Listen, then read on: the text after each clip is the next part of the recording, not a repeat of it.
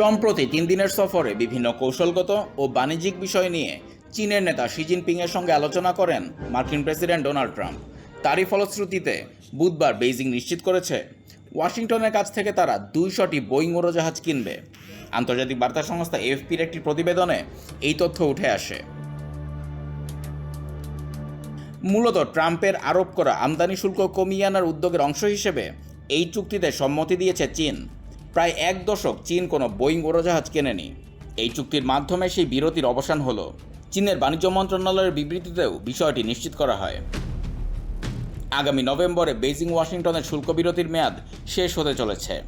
এই চুক্তির ফলে দুই দেশ একে অপরের পণ্য আমদানিতে শুল্ক আরোপ বন্ধ রেখেছে।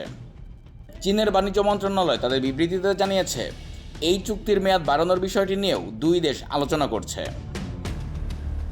বিবৃতি মতে $30 বিলিয়ন সমমূল্যের পণ্যে একে অপরের বিরুদ্ধে আরোপ করা শুল্ক কমাতে একটি কাঠামো তৈরি করছেন সংশ্লিষ্টরা।